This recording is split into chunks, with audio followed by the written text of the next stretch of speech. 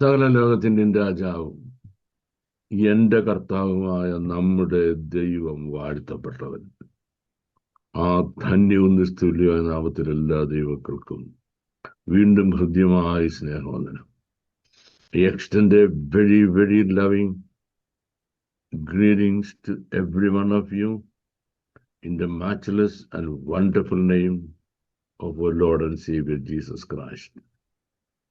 I hope today's session is going to be of great help to you in studying and understanding God's plans and programs concerning His children as the rest of the world. തൻ്റെ കുഞ്ഞുങ്ങളെ പറ്റിയും world at large ലോകത്തെ പറ്റിയുള്ള ദൈവിക പദ്ധതികൾ മനസ്സിലാക്കുന്നതിന് വേണ്ടി ഇന്നത്തെ ക്ലാസ് നമുക്ക് കുറെ കൂടെ പ്രയോജനകരമാകും എന്ന് ഞാൻ വിശ്വസിക്കുന്നു. Therefore, I am happy to be with you today with a sort of different subject, the fate of Iran, or the biblical prophecies concerning Iran. What does the Bible say about Iran? Especially in the present condition, when it has almost become the focus of the world media. Where are things going to end up? That is only one question that the world is asking now. ഇന്ന് ആഗോള മീഡിയയുടെ ശ്രദ്ധാകേന്ദ്രം Iran ആയതുകൊണ്ട് the world is asking only one question. And that one question is, where are things going to end up? ഇങ്ങനെ ആയാൽ സംഗതി എവിടെ ചെന്ന് അവസാനിക്കും?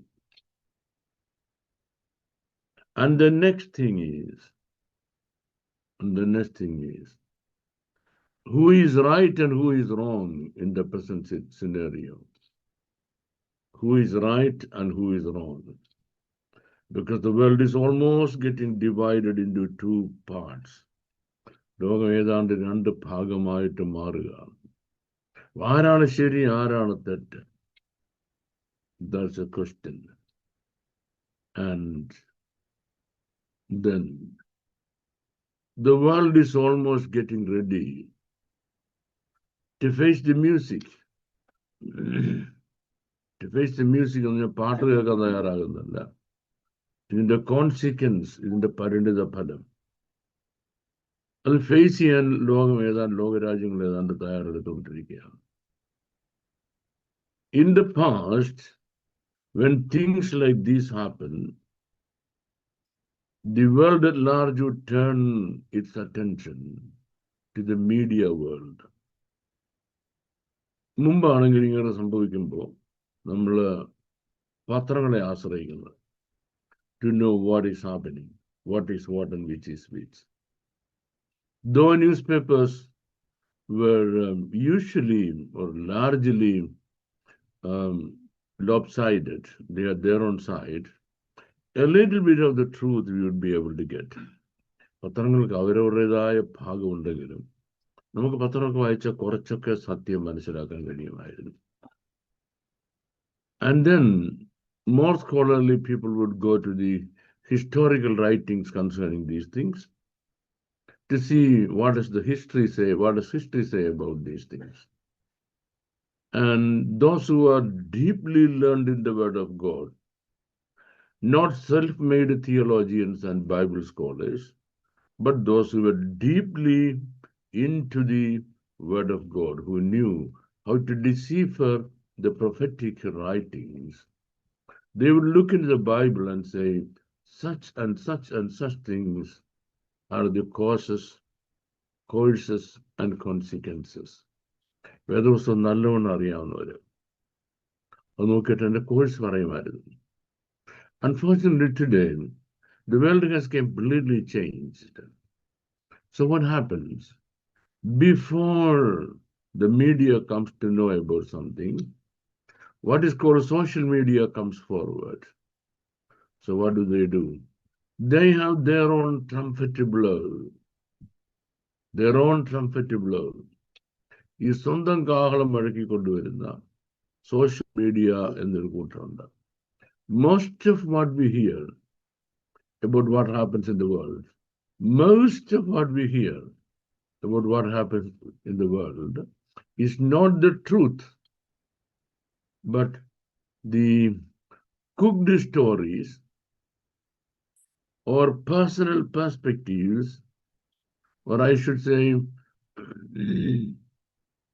biased ideas of a group of people who cook information, who cook stories, who cook ideas, who cook thoughts and give it to the world.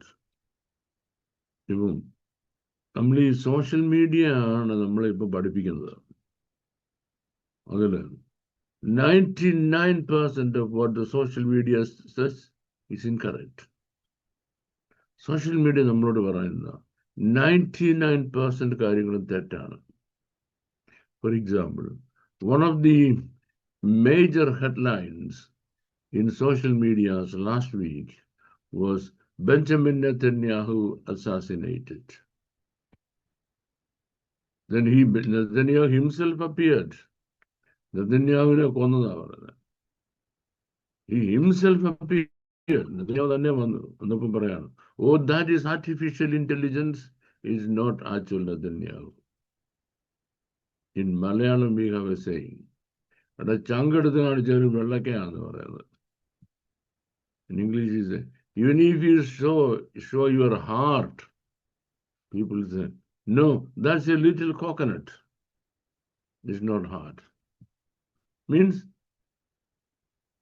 social media already killed him. But the thing is, the man is still alive. And the people who spread the wrong, the lie, are they brought to answer? Does anybody bring them to book? Do they have to answer, give an explanation to anybody? No. Anybody can speak anything they like, and there is no answerability. You don't have to give any answer. So we are living in an age where information is mostly corrupted. That's something we should understand. And now, there are two major sources, types of media or media information. We can broadly divide it like this: pro-Israeli and anti-Israeli. That's all. Pro-Israeli and anti-Israeli. Pro-Israeli, Israelനെ support ചെയ്യുന്നതും anti-Israeli, ഇസ്രയേലിനെ എതിർക്കുന്നതും. That's all. Pro-Israeli and anti-Israeli. Whether you are on the side of Israel or not on the side of Israel. That's all. The entire world media. And then, what is the message that now we understand, we get from two sources? Number one, the media. Number two, I should say, the stalwarts of biblical prophecies. വേദപുസ്തക പ്രവചനങ്ങൾ ഞങ്ങൾക്ക് അറിയാവുന്നത് എന്ന് പറഞ്ഞ് ഇതുമായിട്ട് ചാടി വീഴുന്ന വീരന്മാരുണ്ട്. അവരാണ് stalwarts എന്ന് പറയുന്നത്. The stalwarts of Bible prophecies. ഇവർ രണ്ടുപേരും പറയുന്ന ഇൻഫർമേഷൻ നമുക്കൊന്ന് അനലൈസ് ചെയ്താൽ, suppose you try to analyze, what is it that we get the conclusion, or what is the conclusion they try to drive home to us? Conclusion number one, they say some people are God's own people. God's own people. God has given them ultimate power to do whatever they want to do, and God is on their side. So who are these God's own people? America. Number two, the Western world. And number three, Israel. America, Western world, Israel. Who are they? God's own people. So God has given them the permission and the authority and power to do whatever they want to do. God is on their side. And then what about the other side? Poor Iran and poor Islamic world. The Christian world is against Christian, God is against them. The God of the Judeo-Christian world is against them. And to the Judeo-Christian world, on Judeo-Christian God, they are cursed and they are dirty. They are, what do you call, in no way fitting in the eyes of God. So they should be killed. They should be annihilated. Look, God. What sort of God is this God? He is always partial. He is partial. He loves and he protects and he concerns for only one sort of the people. ഇതെന്തോ ദൈവമാണ്. അമേരിക്കക്കാരനും യൂറോപ്പുകാരും കൂടെ എന്ത് കൊള്ളരാഴി കാണിച്ചാലും ദൈവം അവരുടെ സൈഡിലും, മറുഭാഗം എന്തോ ചെയ്താലും ചെയ്തില്ലെങ്കിലും ദൈവം അവരെ ഹെയ്റ്റ് ചെയ്യുകയും ചെയ്യുന്നു. Well, this is what I want to correct first. There is no God like that. If you mean the God in the Bible, do you mean the God in the Bible?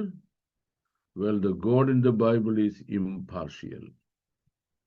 Every one of them, be it Iranian or American, no difference between Iranian and American. They are all God's children. And secondly, those who happen to be less privileged people, those who happen to be away from the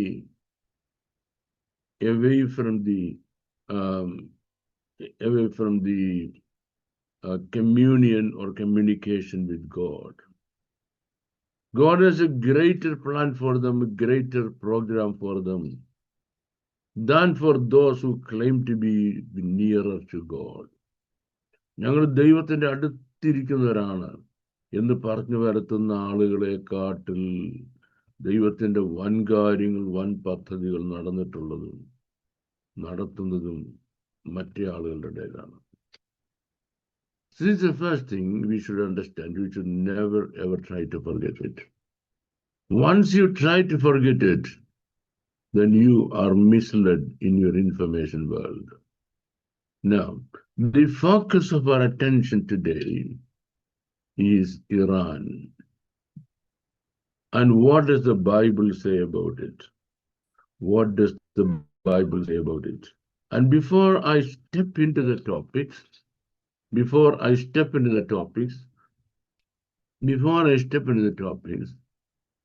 what does God say about them? Or what does the Bible say about them? I want to give you an idea of what did God do among them. So, where have I done? We are going to see what the Bible says about Iran. But before we are going to see what the Bible says about Iran, we're going to see what God did in Iran, what God did in their lives. If you do that first, the second part is confusing. If the first part you don't understand, the second part is confusing. Why should I say so? Because the second part is hopeless. The second part is tragic. And the second part is all catastrophic. ഇറാനെ പറ്റി Bible പറഞ്ഞിരിക്കുന്നത് ട്രാജിക്കാണ്, കറ്റാസ്ട്രഫിക് ആണ്, dangerous ആണ്, അപകടകരമായ അല്ലെങ്കിൽ ദുരന്തകരമായ കാര്യങ്ങളാണ് ഇറാനെ പറ്റി ബൈബിൾ പറഞ്ഞിരിക്കുന്നത്. What the Bible says about Iran, or what God says about Iran. And then the question, what did God do about Iran? What did God do about Iran? So we are going to come to there. Therefore, we have to come to the first part first, and immediately I will finish it. Then we will come to look at the second part.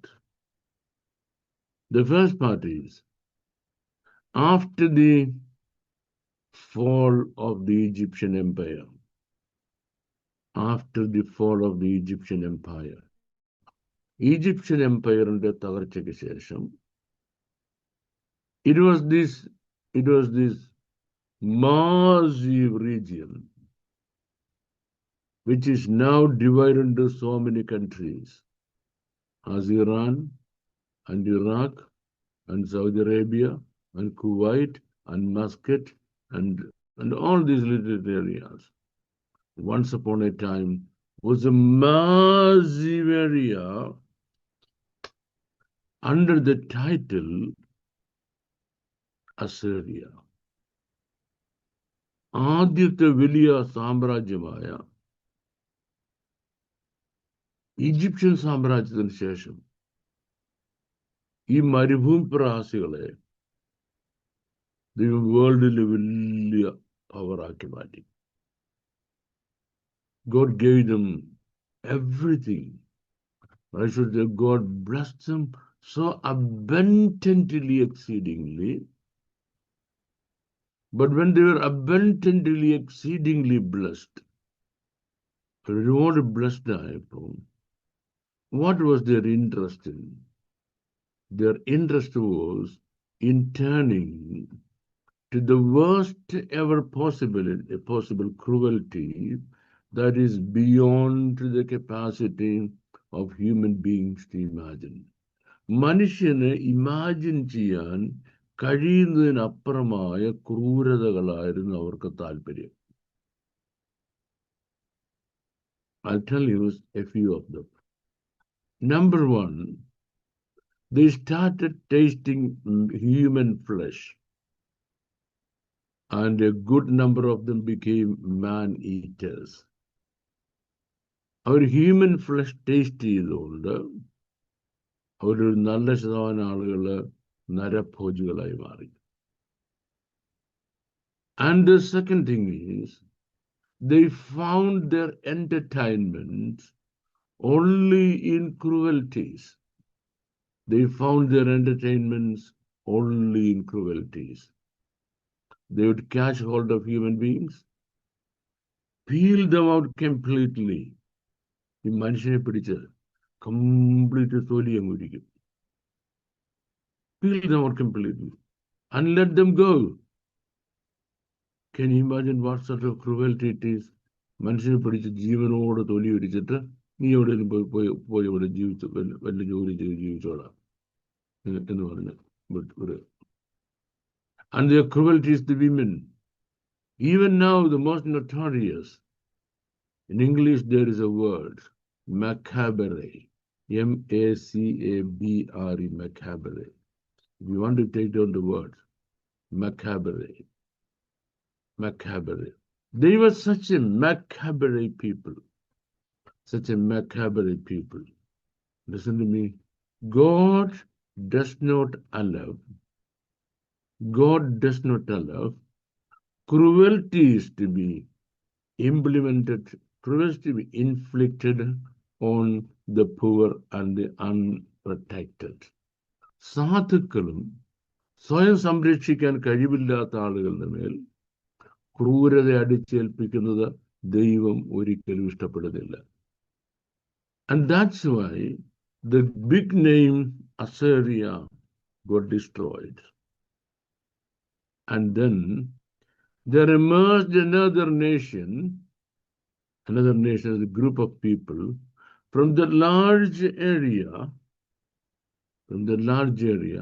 which in those days was called Persia. Then emerged Persia, which had a capital The name of the capital is Babylon. Still the same place, the same Babylon as we have today. Babylon. And God had raised a certain king in Babylon whose name was Nebuchadnezzar. And Nebuchadnezzar, God himself said, to him God gave all power, wealth, fame, wisdom, authority, and rule. ആകാശത്തിന് കീഴിൽ ഒരു മനുഷ്യന് കിട്ടാവുന്ന മുഴുവൻ വെൽത്തും. The entire world's wealth, can you imagine?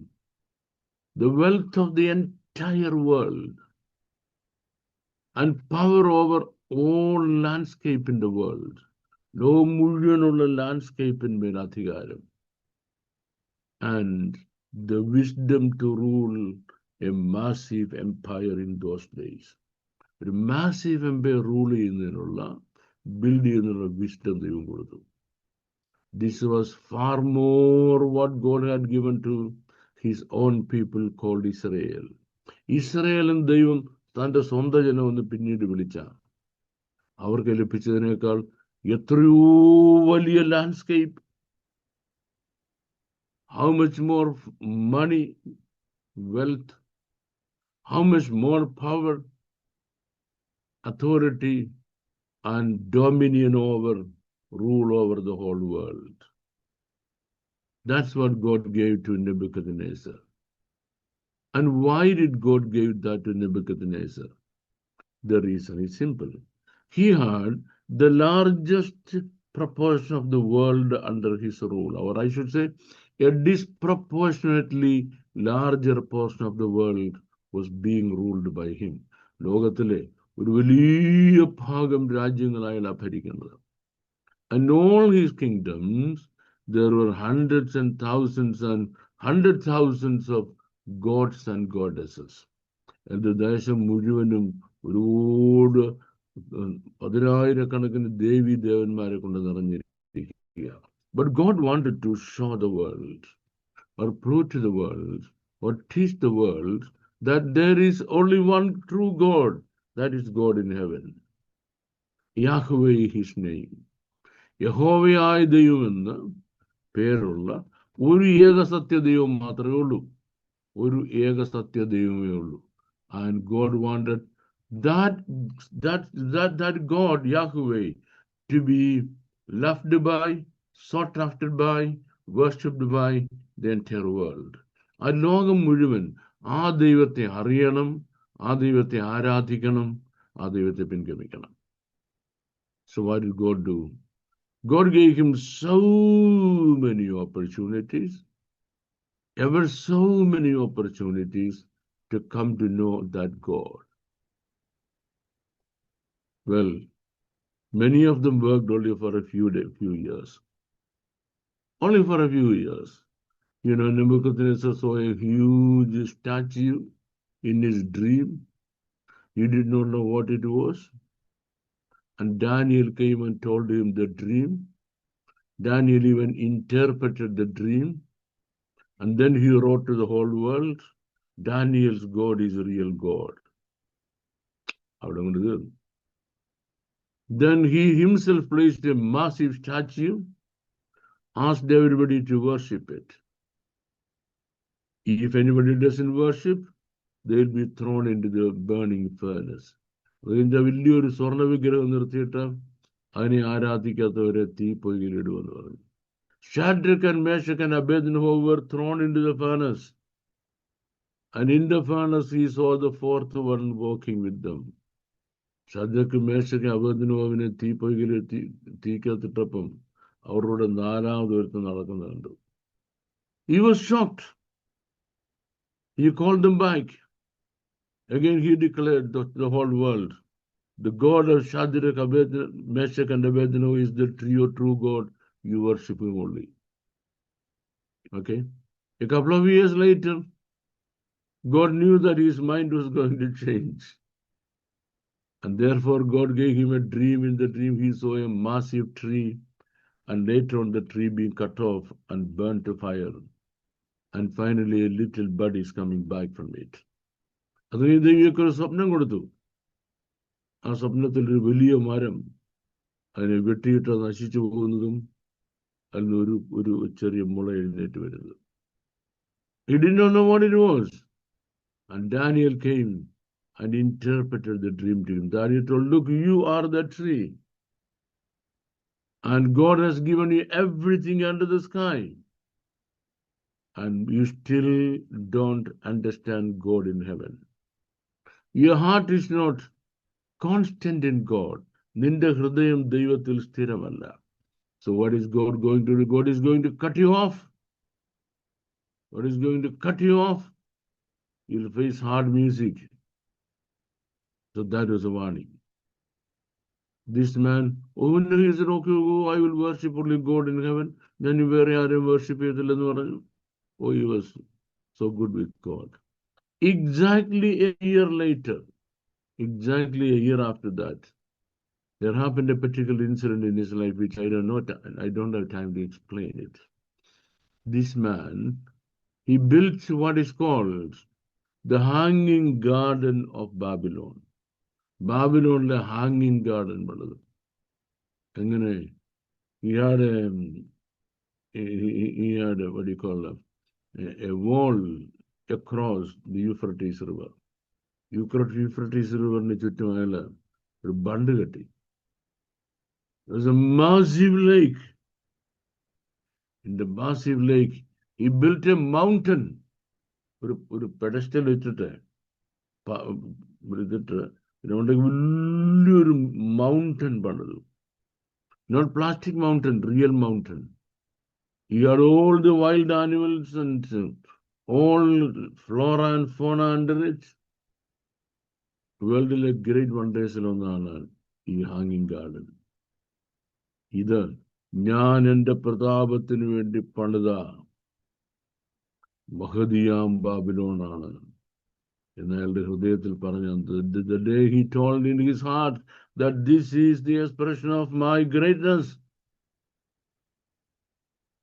God sent a word from heaven saying, finished man, finished. Immediately his expressions changed. അയാളുടെ മുഖഭാവം മാറി. He started looking like a wild animal. അയാളെ കണ്ടിപ്പോ ഇപ്പം ഒരു പോത്തിനെ പോലിരിക്കും, കാളെ പോലിരിക്കും. He was cast out. You know what happened? A വലിയ ഹാങ്ങിങ് ഗാർഡനില് he had a massive zoo with all the wild animals in it. And this man, Nebuchadnezzar, was thrown to that zoo to live there, to eat grass like a bullock. ഒരു കാളയെ പോലെ പുല്ല് തിന്നുന്നതിന് ആ ഹാങ്ങിങ് ഗാർഡനിലെ സൂവിരിക്കകത്ത് ഇലയിട്ടു. After 7 years, he looked up to heaven. And his senses came back to him. 7 വർഷം കഴിഞ്ഞ മേപ്പോട്ട് നോക്കിയത്. മേപ്പോട്ട് നോക്കി ബുദ്ധി തിരികെ വന്നു. And he prayed unto God and cried unto God. And God gave him back his wisdom and he became a man again. Soon after becoming a man, he brought all his scribes around him. തന്റെ എഴുത്തുകാരെ മുഴുവൻ വിളിച്ചു. എന്നിട്ട് പറഞ്ഞു, write letters in every language possible, at least in 126 languages. 126 ഭാഷയിൽ letter എഴുതണം. എന്താ? To prove that there is only one real God, that is the God of Daniel. His name is Yahuwah in heaven. He is the only one God. So turn unto him and worship him. ഒരു സത്യദൈവമേ ഉള്ളൂ.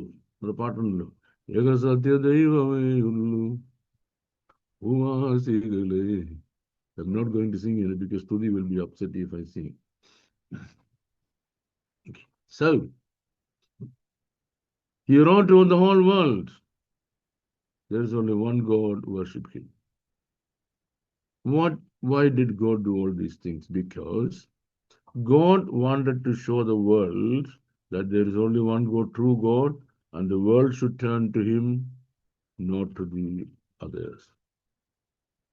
So consequently, There was a world revival. A world revival means the whole world had the opportunity to turn to the God of heaven. The whole world had the opportunity to turn to the God of heaven. And Israel had been scattered all over the world. Through Israel and the local synagogue they built. Israel കൂടെയും Israel പണിത local സിനഗോഗിൽ കൂടെയും ലോകം ഏകസത്യ ദൈവത്തെ അറിയുവാനിടയായി. Now my question, who did God use for that? Who did God use for that? Not the nation Israel, not a prophet or king of Israel, but the Persians, a Persian king, a Babylonian king, and the people who later on are now called Iranians. So they had greater work of God, greater work of God done among them than even among the Christian world or in the Hebrew world. Christian worldilum, Hebrew worldilum, ദൈവപ്രവർത്തി നടന്നതിനെക്കാട്ടിൽ ദൈവപ്രവർത്തി നടന്ന ആളുകളാണ് നമ്മൾ ഈ പറയുന്ന ഇപ്പോഴത്തെ Iran. So then, to every human being, God gives a choice before a tragedy begins. I may hope that everybody is with me. Am I right, Pastor? Pastor, are you with me? Yes, I am. We are. Okay. Thank you. Then I'm happy to continue. Before the worst of the worst tragedy begins, God gives a warning to every human being. And then when you can either be cautious so that you can turn away from it, or you can be stupid, you can run into it.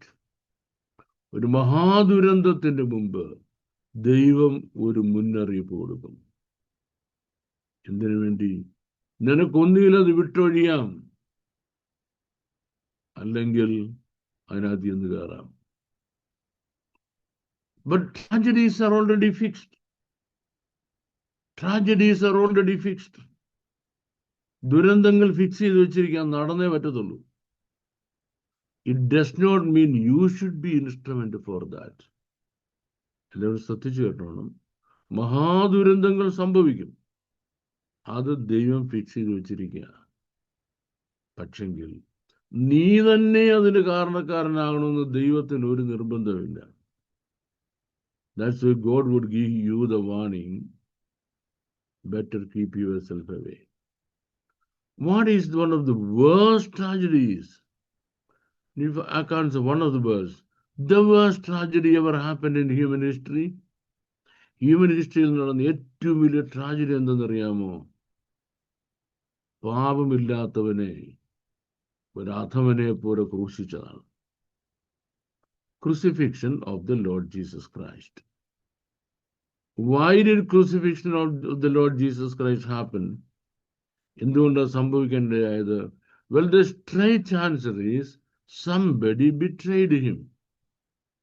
Somebody betrayed him. കർത്താവിന് ഒരാൾ ഒറ്റിക്കൊടുത്തു. ഈ കർത്താവിന് ഒരാൾ ഒറ്റിക്കൊടുക്കുമെന്ന് പ്രവചന പുസ്തകത്തിൽ എഴുതിയിട്ടുണ്ട്. It has been written in prophetic writings that Jesus would be betrayed. Well, let me ask you one thing. ആ ആളിന്റെ പേര് എഴുതിയിട്ടുണ്ടോ? It would be Judas who would be betraying Jesus എന്ന് എവിടെങ്കിലും എഴുതിയിട്ടുണ്ടോ? Written nowhere. No. Judas was given equal position as other disciples of Jesus. And he was given more, I should say, acceptance because he was the treasurer. The entire money, funds was in his hands. He had a greater capacity as other disciples. And one day Jesus said, when Judas was also sitting there, in the presence of Judas, Jesus said, now the Son of Man is going. Somebody is going to betray him. Jesus did not say Judas is going to betray him. Somebody is going to betray him. Alas, it had been better had that man ever been born. ആ മനുഷ്യൻ അയ്യോ കഷ്ടം, അവൻ ജനിക്കാതിരുന്നെങ്കിൽ എത്ര നന്നായിരുന്നു. യൂദാസിന്റെ മുഖത്ത് നോക്കി കർത്താവ് പറയാ, എത്രയോ കഷ്ടം അവൻ ജനിക്കാതിരുന്നെങ്കിൽ എന്ത് നല്ലതായിരുന്നു. Let me ask you one thing. Is that warning enough for Judas to decide not to betray Jesus?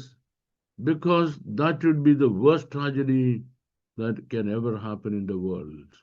അത് മതിയല്ലോ യൂദാസിന് കർത്താവിന് ഒറ്റുകൊടുക്കാതിരിക്കാൻ. ഏതാ ആ മനുഷ്യൻ ജനിക്കാതിരുന്നെങ്കിൽ നല്ലത്. Better if that man had never been born.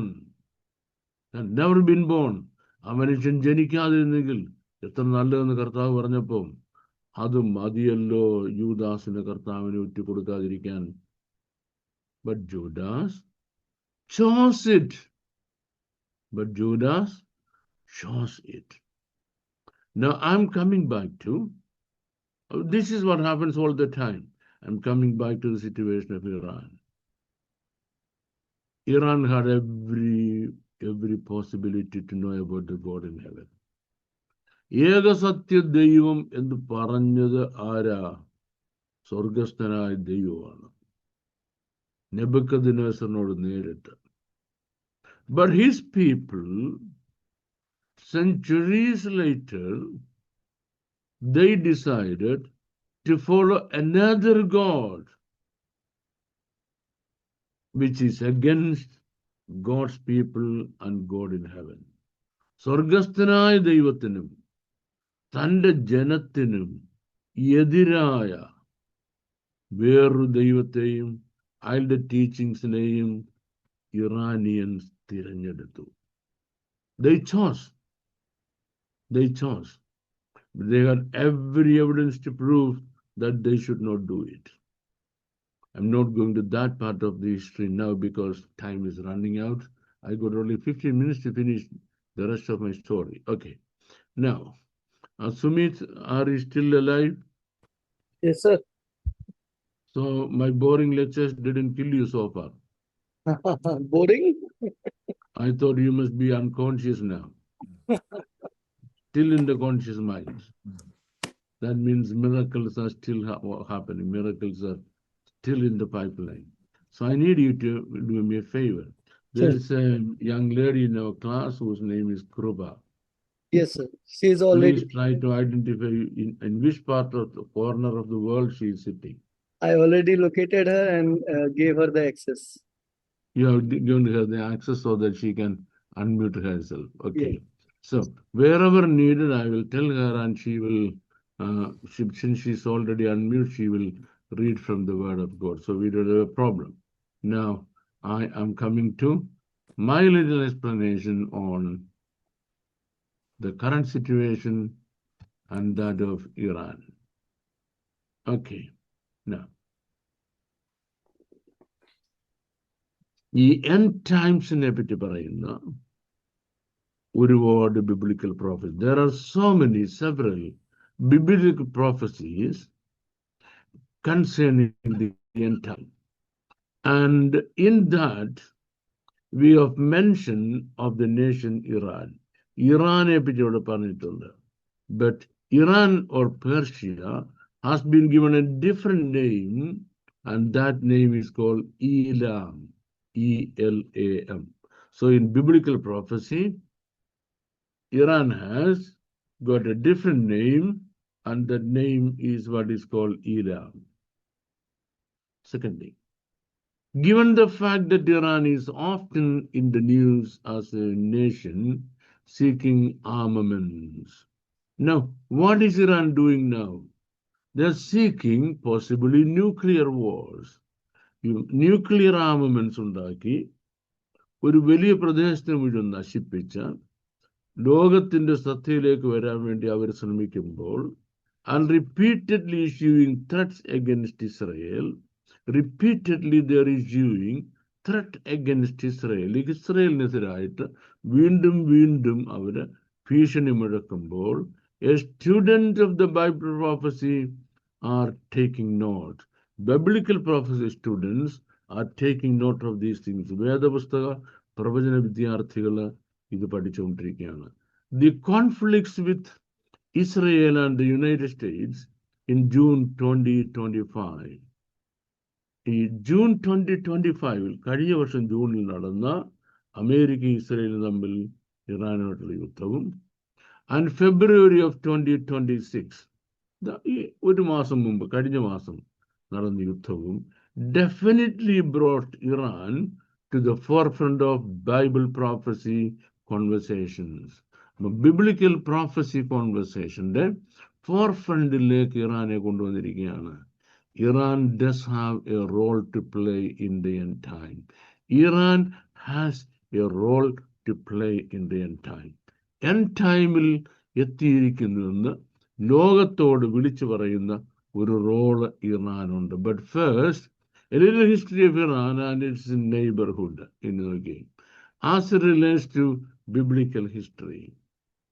Jeremiah prophesied that Elam, a nation east of Babylon, west of Persia, south of Media, would be conquered and then rise to power again.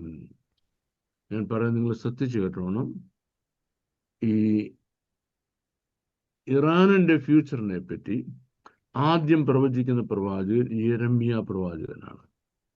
യിരെമ്യാ പ്രവചിച്ചത് നോക്കണം, east of Babylon, ബാബിലോണിന്റെ കിഴക്കായി, west of Persia, പേർഷ്യയുടെ പടിഞ്ഞാറായി, south of മേദ്യ, മേദ്യ പ്രദേശത്തിന്റെ സൗത്തിലായിട്ട് ഒരു പ്രദേശമുണ്ട്, എല്ലാം would be conquered, ആ ദേശം പിടിക്കപ്പെടും, would be conquered and then rise to power again. അത് കഴിഞ്ഞ് വീണ്ടും ഒരു പ്രാവശ്യം കൂടെ അവർക്ക് പവറിലേക്ക് വരാൻ കഴിയും. And let us read that from Jeremiah chapter 49 verses 34 to 39, please. യഹൂദ രാജാവായ സിദക്കിയാവിന്റെ വാഴ്ചയുടെ ആരംഭത്തിൽ ഏലാമിനെ കുറിച്ച് യിരെമ്യാ പ്രവാചകനുണ്ടായ അരുളപ്പാട് എന്തെന്നാൽ, സൈന്യങ്ങളുടെ യഹോവ ഇപ്രകാരം അരുളി ചെയ്യുന്നു, ഞാൻ ഏലാമിന്റെ മുഖ്യ ബലമായ അവരുടെ വില്ല് ഒടിച്ചു കളയും. ഞാൻ ഏലാമിന്റെ നേരെ ആകാശത്തിന്റെ 4 ദിക്കിൽ നിന്നും 4 കാറ്റ് വരുത്തി ഈ എല്ലാ കാറ്റുകളിലേക്കും അവരെ ചിഹ്നിച്ചു കളയും. ഏലാമിന്റെ ഭ്രഷ്ടന്മാർ ചെല്ലാത്ത ഒരു ജാതിയും ഉണ്ടായിരിക്കുകയില്ല.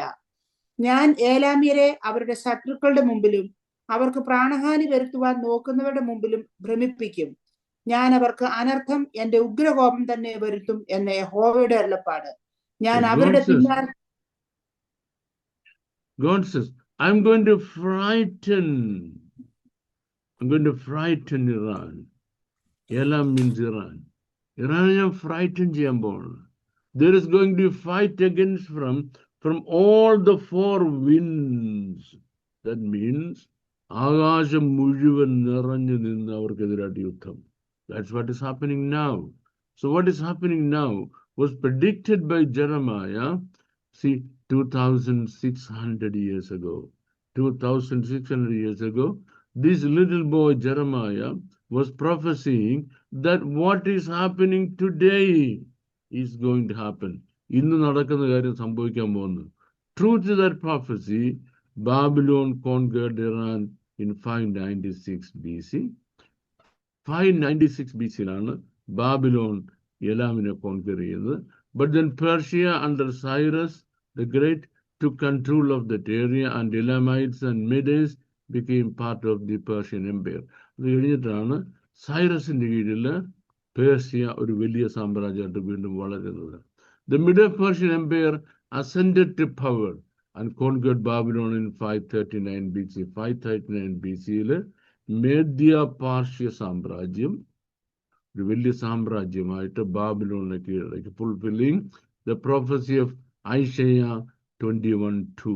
There is a prophecy in Isaiah 21, 1 and 2. Mom, please read that first.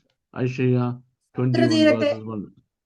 സമുദ്രതീരത്തെ മരുഭൂമിയെ കുറിച്ചുള്ള പ്രവാചകം തെക്ക് ചുഴലിക്കാറ്റടിക്കുന്നത് പോലെ അത് മരുഭൂമിയിൽ നിന്ന് ഭയങ്കര ദേശത്തു നിന്ന് തന്നെ വരുന്നു.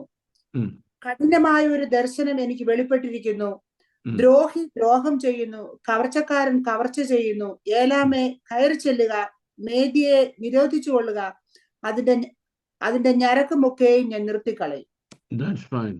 So God gave a prophecy, I should say almost 100 years before it happened. ഇത് സംഭവിക്കുന്നതിന് 100 വർഷം മുമ്പാണ് ഈ പ്രോഫസി. ആ പ്രോഫസി ഇതാണ്. എല്ലാമിനോട് പറയുക, എല്ലാം you come forward and you are going to conquer Babylon. നീ ബാബിലോണിനെ കോൺകർ ചെയ്യാൻ പോവാ. Did it happen? That happened in the year 539 BC. This happened during the time of Daniel. Daniel's കാലത്ത് നടന്നത്. And we have explained a description about in Daniel chapter 5. നിങ്ങൾ Daniel 5-ാം അധ്യായം വായിക്കുകയാണെങ്കിൽ നിങ്ങൾക്ക് കംപ്ലീറ്റ് ആയിട്ട് മനസ്സിലാക്കാൻ കഴിയും.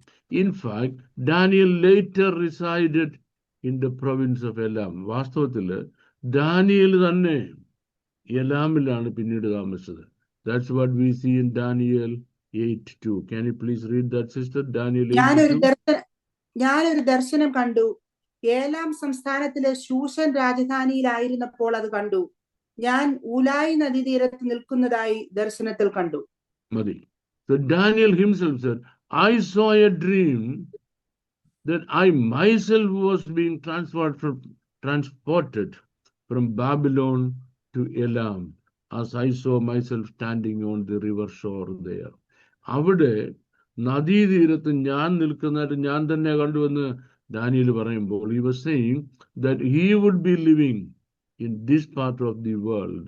Persia is setting for the book of Esther and first part of Nehemiah. നെഹമ്യാവിന്റെ പുസ്തകത്തിലും എസ്തറിന്റെ പുസ്തകത്തിലും ഇവരുടെ ചരിത്രം നമ്മൾ പറയുന്നത്. Alexander the Great's conquest put an end to Persia as a world power, fulfilling the prophecy of Daniel 8. Daniel 8-ൽ പറഞ്ഞിരിക്കുന്ന പ്രോഫസിയുടെ fulfilment ആയിട്ട് Alexander the great വന്ന് ഈ ഏലാവിനെ കീഴ്പ്പെടുത്തി.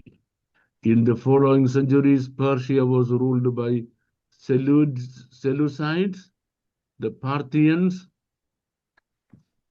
Sassanians, the Romans, Byzantines, and finally AD 636, the Muslims. In 501, the state of Iran was founded. അത് കഴിഞ്ഞ് കുറേ രാജാക്കന്മാര് ഇവരെ ഭരിച്ച ശേഷം AD 636-ൽ they were conquered by Muslims, or they allowed themselves to be conquered by Muslims. അത് കഴിഞ്ഞ് 501 the state of Iran was founded. 1501 AD-യിലാണ് Iran എന്ന state ഉണ്ടാകുന്നത്. The New Testament people from the area of Iran are mentioned directly. In the New Testament time, Iran had 3 prominent types of people. Number 1, the native Iranians or the Elamites. Elamkar എന്ന് പറയുന്ന natives. Number 2, the other Arabic people. മറ്റുള്ള അറബികൾ. And then a large number of Hebrews, Jewish people. ഒരു വലിയ Jewish population ഈ രാജ്യത്തുണ്ടായിരുന്നു. There are so many reasons, historical reasons behind it, and I have no time to go into it. അപ്പം യഹൂദന്മാരും മറ്റ് അറബികളും നിറഞ്ഞു താമസിക്കുന്ന ഒരു രാജ്യമായിരുന്നു ഇത്. Now, during the time of our Lord Jesus Christ, after our blessed Lord went back to heaven, the disciples of Jesus assembled in the city of Jerusalem, fasting and praying for the coming of the Holy Spirit. നമ്മുടെ വാഴ്ത്തപ്പെട്ട കർത്താവിന്റെ സ്വർഗാരോഹണത്തിന് ശേഷം കർത്താവിന്റെ ശിഷ്യന്മാര് ഒരുമിച്ച് കൂടി പരിശുദ്ധാത്മാവ് വരുന്നതിന് വേണ്ടി ഉപവസിച്ചും പ്രാർത്ഥിച്ചുകൊണ്ടിരിക്കുന്ന സമയത്ത് that was the time of the festival of Pentecost. ആ പെന്തക്കോസ്റ്റ് പെരുന്നാളിന് ഈ പേർഷ്യയിൽ നിന്ന് എലാമിൽ നിന്ന് ഒരു വലിയ കൂട്ടം ആളുകൾ ഇസ്രയേലിലെത്തി. Acts chapter 2 verse number 9 please. Acts chapter 2 verse. മേദ്യരും ഏലാമ്യരും മെസൊപ്പൊത്താമ്യയിലും യഹൂദയിലും കപ്പദോക്യയിലും ബെന്തോസിലും See, people from Elam, there must be two types of people. Number one, the natives, and number two, the Jewish migrants. ഈ രണ്ടുപേരും യെരുശലേമിലെത്തി. So consequently what happens? They witnessed the power of the Holy Spirit coming down, and out of the large thousands of people who converted into Christianity on the first day of the founding of the New Testament church on earth. ഭൂമിയിൽ പുതിയ നിയമസഭ സ്ഥാപിക്കപ്പെടുന്ന ആദ്യത്തെ ദിവസം ക്രിസ്ത്യാനികളായതിൽ ഒരു വലിയ കൂട്ടം ആളുകൾ ഏലാമ്യരായിരുന്നു. All three of these people groups were Jewish, who lived in the area of ancient Persia, modern Iran, and they were present in Jerusalem to witness the birth of the church. സഭ ജനിക്കുന്നത് കാണാൻ യെരുശലേമിൽ ഈ ഏലാമ്യരുണ്ടായിരുന്നു. Iran's involvement in the end time will be as one of the nations involved in the battle of Gog and Magog. ഇനി ഈ end ടൈമിൽ already ആരംഭിച്ചിരിക്കുന്ന യുദ്ധം, where it is going towards a fulfillment of the prophecy of the Gog-Magog war.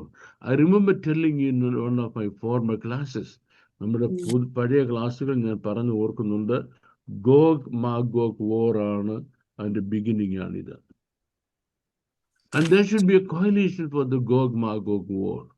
Gog-Magog war നടക്കണമെങ്കിൽ ഒരു coalition, സംയുക്ത രാജ്യങ്ങൾ വരണം. And who is going to be the leader of that? Persia is going to be the leader of that. And now Persia is in the forefront of the battle. Gog-Magog യുദ്ധത്തിന്റെ ആളുകൾ ഓരോന്നായിട്ട്, one after another, is now joining on the side of Persia. What does it mean? That means a great biblical prophecy mentioned in Ezekiel chapter 38:5 is now being fulfilled in front of our eyes. എസേക്കിയേൽ 38:5 വാക്യത്തിൽ പറഞ്ഞിരിക്കുന്ന ഒരു വലിയ prophecy നമ്മുടെ കണ്ണിന്റെ മുമ്പിൽ ഇപ്പോ നിറവേറിക്കൊണ്ടിരിക്കുകയാണ്. Yes, please, sister. Ezekiel 38:5. Ezekiel 38:5. അവരോടുകൂടെ ഒട്ടൊഴിയാതെ പരിചയും തലക്കോഴിയെയും ധരിച്ച പാഴ്സികൾ, കൂശ്യർ, പൂത്യർ, ഗോമേരും അവന്റെ എല്ലാ പടക്കൂട്ടങ്ങളും, വടക്കേ അറ്റത്തുള്ള തോഗർമാ ഗൃഹവും അതിന്റെ എല്ലാ പടക്കൂട്ടങ്ങളും എന്നിങ്ങനെ പല ജാതികളെയും നിന്നോടുകൂടെ പുറപ്പെടുമാറാക്കും. Yes, പല ജാതികൾ, different nations will be joining with the Persia, and that we are at the beginning of that coalition taking place. Other nations include this coalition will be Sudan, Turkey, Libya, and others. Sudan, Turkey, Libya, and others are now ready to join or already joined on the side of Iran to fight against Israel. ഇസ്രായേലിനോട് യുദ്ധം ചെയ്യുന്നതിന് വേണ്ടി already സുദാനും ടർക്കിയും ലിബിയയും ഇവരോട് ചേർന്ന് കഴിഞ്ഞു. This vast army will come against Israel, who at that time will be peaceful and unsuspecting people. വളരെ peaceful ആയിട്ട് ഒരു കുഴപ്പവും ഞങ്ങൾക്ക് ഉണ്ടാകത്തില്ല എന്ന് ഇസ്രായേൽ ചിന്തിച്ചിരിക്കുന്ന സമയത്തായിരിക്കും ഇവർ ഇസ്രായേലിനെ ആക്രമിക്കാൻ വരുന്നത്. Where is it mentioned? Ezekiel chapter 38 verse number 11. Ezekiel chapter 38 verse number 11. മതിലില്ലാത്ത ഗ്രാമങ്ങളുള്ള ദേശത്ത് ഞാൻ ചെല്ലും, കൊള്ളയിടേണ്ടതിനും കവർച്ച ചെയ്യേണ്ടതിനും ശൂന്യമായി കിടന്നിട്ട് വീണ്ടും നിവാസികളുള്ള സ്ഥലങ്ങൾക്ക് നേരെയും ജാതികളുടെ ഇടയിൽ നിന്ന് ശേഖരിക്കപ്പെട്ടും കന്നുകാലികളെയും ധനത്തെയും സമ്പാദിച്ചും ഭൂമിയുടെ മധ്യേ വസിച്ചു വരിക്കുന്ന ഒരു ജനത്തിന്റെ നേരെയും കൈ നീട്ടേണ്ടതിനും ഒട്ടൊഴിയാതെ. That's fine. So Elam would be coming against a nation that is away in exile for many, many centuries, now came back to their own land and rebuilt themselves with livestock and agriculture, and that nation they will come to invade. ഒരുപാട് വർഷം പ്രവാസികളായിരുന്നിട്ട് തിരിച്ച് സ്വന്തം നാട്ടിൽ വന്ന് കൃഷിയും കന്നുകാലി വളർത്തലും ശ്രദ്ധിച്ച് ധനിയന്മാരായി തീർന്ന മതിലുകളില്ലാത്ത ഒരു ദേശത്തിന്റെ നേരെ ഏലാം വരും. This land is called Israel, and it's against that Israel Elam will be coming. Now, what has Elam been claiming or is claiming for the last many decades? കഴിഞ്ഞ കുറെ decades ആയിട്ട്, പതിറ്റാണ്ടുകളായിട്ട് എല്ലാം ഒറ്റ കാര്യം പറയുന്നുള്ളൂ: I will wipe out Israel from the map of the world. I will wipe out Israel from world map. World മാപ്പിൽ ഇസ്രയേലിന് ഒരു സ്ഥലം എഴുതാൻ കാണത്തില്ല, അതുപോലെ ഞാൻ വൈപ്പ് ഔട്ട് ചെയ്ത് കളയുന്നു. God supernaturally intervenes and God's coalition is utterly destroyed. God supernaturally intervenes. What we are going to do, I'm going to witness in the coming days, is a supernatural intervention of God in world history. Supernatural intervening of God in world history. ലോക ചരിത്രത്തിൽ ദൈവം super natural ആയിട്ട് ഇടപെട്ട് കഴിയുമ്പോൾ എന്താ സംഭവിക്കുന്നത്? God's coalition is utterly destroyed. ഈ ഇറാന്റെ കൂടെ വരുന്ന ഈ coalition കംപ്ലീറ്റ് ആയിട്ട് ഡിസ്ട്രോയിഡ് ആകും. On the mountains of Israel you will fall. പറയാ, ഇസ്രയേൽ മലകളിൽ നീ വീഴും. You and all your troops and the nations with you. നീയും നിന്നോട് വരുന്ന കൂടെ വരുന്ന സകലരോടെ വീണു പോകും. Now let us read Ezekiel chapter 39 verses 4 to 5. 4 and 5. Ezekiel chapter 39 verses 4 and 5. നീയും നിന്റെ എല്ലാ പടക്കൂട്ടങ്ങളും നിന്നോട് കൂടെയുള്ള ജാതികളും ഇസ്രായേൽ പർവ്വതങ്ങളിൽ വീഴും. ഞാൻ നിന്നെ കഴുക് മുതലായ പറവയ്ക്കൊക്കെയും കാട്ടുമൃഗത്തിനും ഇരയായി കൊടുക്കും. നീ വെളിമ്പ്രദേശത്ത് വീഴും, ഞാനല്ലോ അത് കൽപ്പിച്ചിരിക്കുന്നത് എന്ന് യഹോവയായ കർത്താവിന്റെ അരുളപ്പാട്. You will be falling dead on open ground. Not one or two people in large 10,000s. And consequently, what happens? There won't be anybody to bury you. നിന്നെ കുഴിച്ചിടാൻ ആരും കാണത്തില്ല. പിന്നെ ആരായിരിക്കും നിന്റെ ശവസംസ്കാരം നടക്കുന്നത്?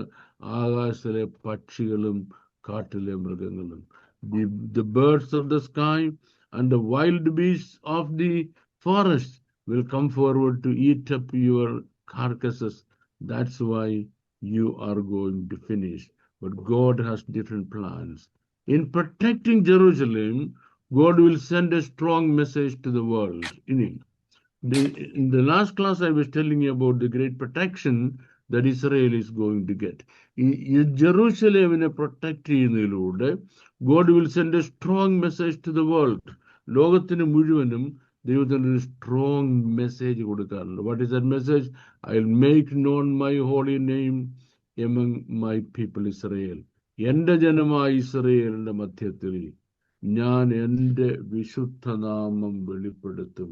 Ezekiel chapter 39 verse number 7. Ezekiel 39 verse number 7. ഇങ്ങനെ ഞാൻ എന്റെ വിശുദ്ധനാമം എന്റെ ജനമായ ഇസ്രായേലിന്റെ നടുവിൽ വെളിപ്പെടുത്തും. ഇനി എന്റെ വിശുദ്ധനാമം അശുദ്ധമാക്കുവാൻ ഞാൻ സമ്മതിക്കുകയില്ല. ഞാൻ ഇസ്രായേലിൽ പരിശുദ്ധനായ യഹോവയാകുന്നു എന്ന് ജാതികൾ അറിയും. Fantastic. So, what is the future of Iran predicted in the Bible? Iran's future Bible predicted ഇത്രയേ ഉള്ളൂ. Every one of them who come to the mountains of Israel will fall down dead there. Number 2, they will be scattered the world all over. They'll be scattered the world all over. And then there is a paradigm shift in the story of Iran. There's a paradigm shift in the story of Iran. And if you happen to go home back without knowing that paradigm shift, you won't get the full story of it. We have to analyze all these things against the present scenario. ഇന്ന് നടക്കുന്ന ലോക സംഭവങ്ങളുമായിട്ട് compare ചെയ്ത് മാത്രമേ നമുക്ക് ഇത് analyse ചെയ്യാൻ പറ്റത്തുള്ളൂ. So let us look at Iran. There is massive conversion taking place there. People in their large number are turning to Christianity. Large number of Iranians Christianity തിരിഞ്ഞുകൊണ്ടിരിക്കുക. Iran has the fastest rate of Christian conversion in the whole world now. ലോകത്തിലെ ഏറ്റവും വലിയ Christian conversion നടക്കുന്ന രാജ്യം ഇന്ന് ഇറാനാണ്. Now there is a question. What is going to happen to the faith? What is going to happen to those children of God who turn to the God of Israel? ഇസ്രയേലിന്റെ ദൈവമായ യഹോവയുടെ ചിറകിൻ നിഴലിൽ ശരണം പ്രാപിച്ചു വന്ന ഇറാനിലെ അശരണരായ ക്രിസ്ത്യാനികൾക്ക് എന്ത് സംഭവിക്കും? What will happen to the poor, unprotected Christians of Iran when Iran is going to be destroyed? Well, the simple answer with which I am closing today's session, a question was once asked to God, God, will you destroy the saintly along with the wicked? ദൈവമേ, അങ്ങ് ദുഷ്ടന്മാരോടുകൂടി നീതിമാന്മാരെയും സംഹരിച്ചു കളയുമോ? God's answer, never. So what's going to happen? If time permits, we will see a massive miracle of God protecting God's children in Israel. In what way? I don't know. That is God's miracle. But those who reject God will find the tragic consequences. ഇസ്രായേലിന്റെ ദൈവത്തെ നിഷേധിക്കുന്നവര് tragic consequences-ലേക്കും. And those turn to the God of Israel will be miraculously protected by God. ദൈവം അവരെ അത്ഭുതകരമായ രീതിയിൽ സംരക്ഷിക്കും. Yes. So with which I'm going to, I think I took a bit more time, sorry. Our today's class is concluding. May the Lord bless all of you abundantly, exceedingly. സാറേ, 2 question ചെറുതാണ് എങ്കിലും. ഒന്നാമത്തെ question, കർത്താവ് പറഞ്ഞു, യൂദയെ ഇരുത്തിക്കൊണ്ടാ പറഞ്ഞത്, നീ അങ്ങനെ ഒരുത്തൻ ജനിക്കാതിരുന്നെങ്കിൽ കൊള്ളാം. പേര് പറഞ്ഞില്ല, അങ്ങനെ ഒരാൾ. അപ്പൊ അങ്ങനെയെങ്കിൽ യൂദയ്ക്ക് മാനസാന്തരപ്പെടാനാണോ അത് പറഞ്ഞത്? അങ്ങനെ പറഞ്ഞാൽ അപ്പൊ കർത്താവിനെ ഒരാൾ കാണിച്ചു കൊടുക്കണമല്ലോ. അപ്പൊ വേറെ ഒരാളായിരിക്കാം. വെൽ, യൂദ തന്നെ കാണിക്കുന്ന കർത്താവിന് ഒരു നിർബന്ധമില്ല. ഒരുത്തൻ അതിനകത്തൊന്ന് വീഴും, അവന്റെ ചോയ്സാ. ദൈവം അവനെ വിളിച്ചതല്ല, നീ വന്ന് എന്റെ മോനെ ഒന്ന് കാണിച്ചു കൊടുത്തെന്ന് പറഞ്ഞതല്ല. അപ്പോ ഇന്നും ഇതുപോലെയാണ് പറഞ്ഞത്. ഇന്ന് ഇതുപോലെ തന്നെയാണെന്നാ പറഞ്ഞത്. ഓക്കെ. രണ്ടാമത്തത്, 4 രാജ്യങ്ങൾ, അതായത് 4 ദിക്കിൽ നിന്ന് കാറ്റ് വന്ന് ഈ ഇറാനെ നശിപ്പിക്കും. അതില് ഇപ്പം പ്രത്യക്ഷമായിട്ടുള്ളത് അമേരിക്കയും പിന്നെ ഇസ്രായേലുമാണ്. അപ്പൊ വേറെ രാജ്യങ്ങൾ പങ്കുചേർന്നിട്ടില്ല. പക്ഷെ അവരൊക്കെ പ്രത്യക്ഷമായി ഓരോ ഡയലോഗ് അടിച്ചെന്ന് മാത്രമേ ഉള്ളൂ, ബ്രിട്ടൻ ആയിരുന്നാലും എല്ലാവരും. അപ്പൊ അതിനെക്കുറിച്ച് ഒരു ചെറിയ വിവരണം. 4 ദിക്കിൽ നിന്നും കാറ്റടിക്കുമെന്ന് പറഞ്ഞത് 4 രാജ്യങ്ങൾ വരുമെന്നല്ല. 4 സൈഡിൽ നിന്നും കാറ്റുപോലെ നിന്റെ പേരെ ആയുധങ്ങൾ വരുമെന്ന. ഓക്കെ. ഇറാന്റെ എയർ സ്പേസ് മുഴുവൻ ഇസ്രായേൽ അങ്ങ് പിടിച്ചു, കംപ്ലീറ്റ്. 4 സൈഡിൽ നിന്നും അങ്ങോട്ട് മിസൈൽ വരുന്നത്. ശരി, നിങ്ങൾ വരുന്ന എപ്പോഴും നോക്കിയിരിക്കുക, അതിന്റെ മോളത്തിൽ കയറി വിളിക്കുക. അതാ പ്രവചനം വർഷങ്ങൾക്ക് മുമ്പ്, 2600 years ago. Okay. Thank you. No problem. I don't think there is any more question today. People have decided to honor me by not asking many questions.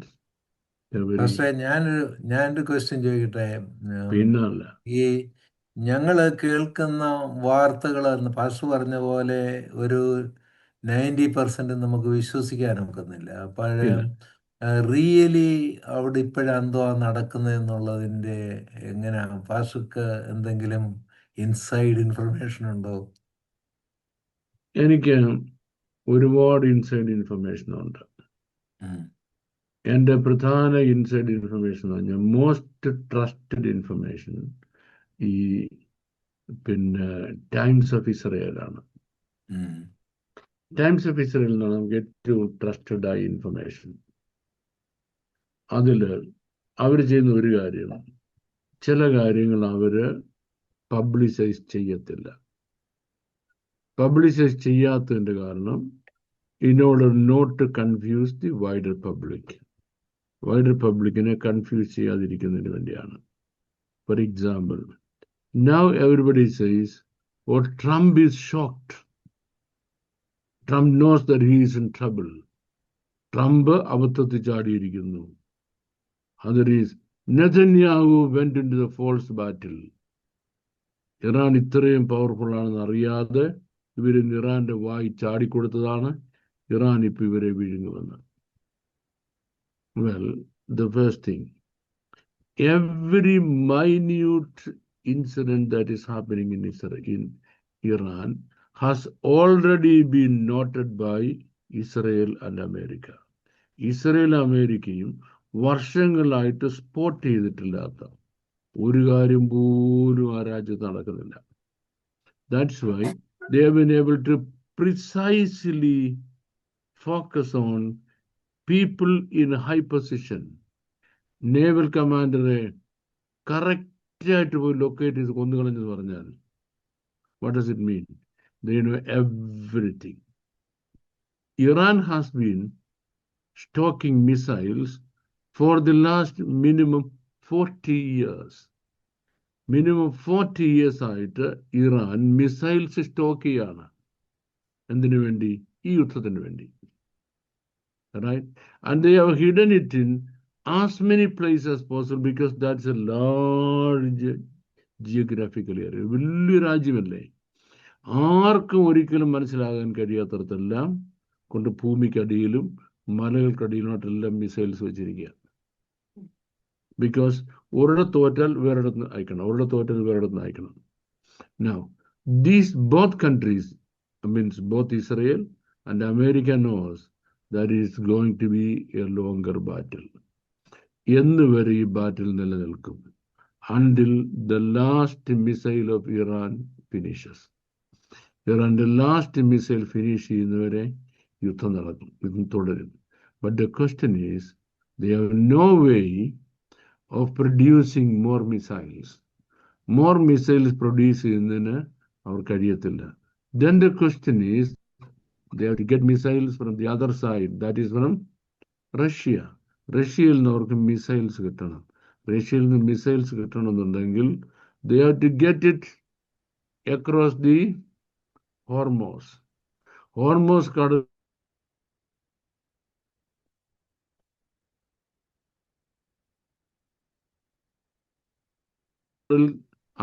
Strips ഉണ്ടല്ലോ, അത് that's why they are in trouble now. That's why they cannot have a longer battle than what they originally intend to be. അവർ ആഗ്രഹിച്ചതിനേക്കാൾ കൂടുതൽ നിലനിൽക്കുന്ന യുദ്ധം അവർക്ക് പറ്റത്തില്ല. But unfortunately, what is going to happen is, ഈ യുദ്ധത്തിൽ അത് ലാസ്റ്റ് കുറെ നീണ്ടു നിൽക്കും. അവർ തകർന്ന് തരിപ്പണമായി പോകും. ഈ യുദ്ധം നാളെ മറ്റന്നാളോ അടുത്ത ആഴ്ച ഒന്നും തീരത്തില്ല.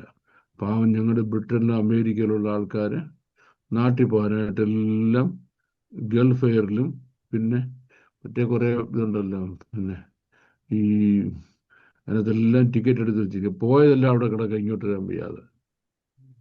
ഇനി പിള്ളേരുടെ കല്യാണം മിക്കവാറും ഓൺലൈനിൽ നടക്കേണ്ടി വരും. ചെറുക്കനിവിടെയും പെണ്ണ് അവിടെയുമാണ്. പിന്നെ അല്ലെ പെണ്ണ് ഇവിടെ ചെറുക്കൻ അവിടെ. അപ്പുറത്തെ ഇപ്പുറത്തും രണ്ട് പാസ്റ്റർമാർ വാഴ്ത്തി വെച്ചാൽ മതിയല്ലോ. കേരളത്തിൽ നിന്ന് ഒരു പാസ്റ്റർ പെണ്ണിനെ വാഴ്ത്തി, അമേരിക്കയിൽ നിന്ന് ഒരു പാസ്റ്റർ ചെറുക്കനെ വാഴ്ത്തി. മിക്കവാറും കല്യാണം അങ്ങനെ നടക്കാനേ സാധ്യതയുള്ളൂ. Yes, that's it. ഈ പാസ്റ്റർ പറഞ്ഞപ്പം പറഞ്ഞല്ലോ ഇവരോട് കൂടെ ടർക്കി, സുഡാൻ അവരെല്ലാം ജോയിൻ ചെയ്യുമെന്ന് പറയുന്നത് ഈ സമയത്ത് സംഭവിക്കുമോ അതോ? യെസ്, ഇപ്പൊ ഓൾറെഡി അവർ കോalition ഫോം ചെയ്ത് കഴിഞ്ഞു. ഇനി അവർ ഓക്കെ. യുദ്ധത്തിൽ കയറിയാൽ മതി. അപ്പം കോalition ഇതൊരു ഓൾറെഡി ഫോംഡ്. ഇനി ഇത് അവർക്ക് കണിശമായിട്ടും ഈ സമയത്ത് കർത്താവ് ഇറാനിലുള്ള ദൈവമക്കളെ നമ്മളെയും കരുതി വരാനുള്ള സാധ്യതകൾ 99% 9 എനിക്ക് അതൊരു പോസിബിലിറ്റി, അതൊരു പോസിബിലിറ്റിയാണ്. What is it that God is going to do? Nobody can imagine. കാരണം ഇറാനിലെ ദൈവമക്കളെ രക്ഷിക്കുന്നതിന് വേണ്ടി ദൈവം എന്ത് പ്രോജക്റ്റ് ഇടാൻ പോകുന്നത്? We have no idea. Is he going to come back quickly to take us back to his place? That's what I want to see. എനിക്ക് അതാണ് കാണാൻ താല്പര്യം.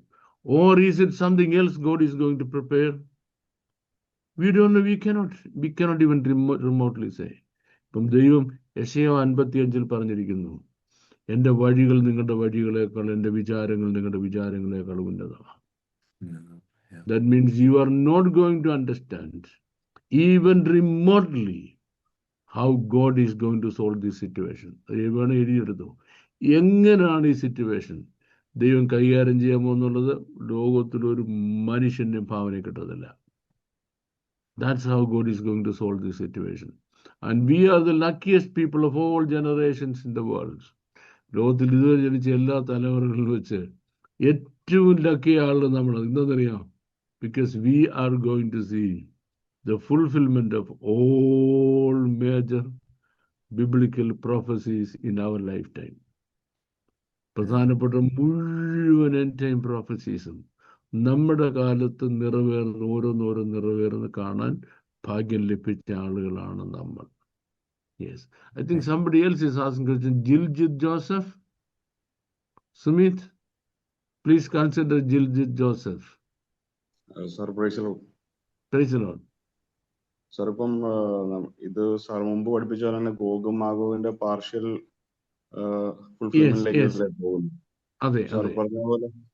സാർ പറഞ്ഞ പോലെ ഇവര് ഈ കോയലീഷൻ ഇസ്രായേലിനെ ആക്രമിക്കാനായിട്ട് ആ ലാൻഡിലേക്ക് ഇപ്പൊ ഈ യുദ്ധത്തിന്റെ അവസാനം വരുമോ?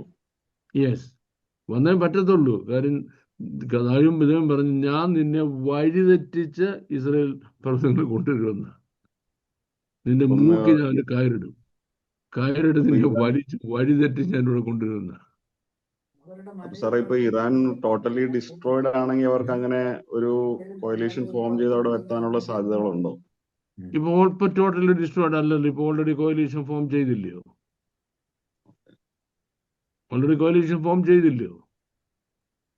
ഒന്ന്.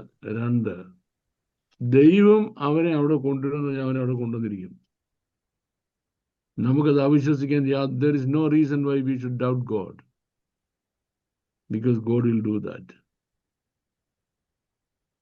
Yes.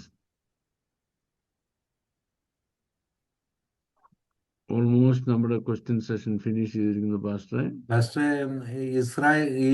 ഇറാനിൽ ഒരു മാസീവ് കൺവേർഷൻ നടക്കുന്നു എന്നുള്ളത് കേൾക്കുന്നുണ്ട്. എങ്കിലും അതിൻ്റെ മാഗ്നിറ്റ്യൂഡ് എത്ര വലുതാന്നുള്ളത് നമ്മുടെ മീഡിയയിൽ കൂടെ ഒക്കെ അറിയാൻ വലിയ പാടാ. ഒന്നും അറിയുന്നില്ല. ഒരു മീഡിയ മാത്രമേ പറയത്തുള്ളൂ. പാസ്റ്റർ അത് എഴുതിയിട്ടോ, sheep among the wolves. Sheep among the wolves. Okay. Sheep among the wolves കയറണം. കയറിയാൽ ഏറ്റവും ട്രസ്റ്റ് വർത്തിയായ ഇൻഫർമേഷൻ, 100% ട്രസ്റ്റ് വർത്തി ഇൻഫർമേഷൻ നമുക്ക് അവിടെ കിട്ടും. ഇറാന്റെ അകത്ത് എന്താ നടക്കുന്നുള്ളത് ക്രിസ്റ്റൽ ക്ലിയർ ആയ അപ് ടു മിനിറ്റ് ഇൻഫർമേഷൻ കിട്ടും. Okay, thank you, Pastor. Yes. Is anybody ask Wahida? No. Valsa Paulos wants to ask a question. Sumit, please be kind enough to Valsa Paulos. And Libin baby after that.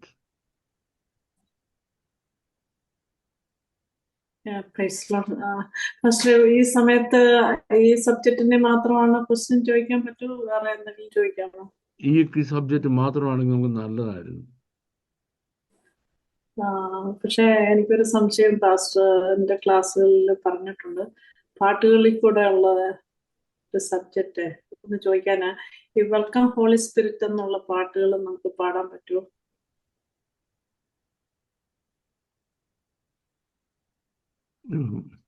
പറ്റുമോ എന്ന് ചോദിച്ചു കഴിഞ്ഞാൽ ഒരുപാട് wisdom apply ചെയ്യേണ്ട കാര്യമാണത്.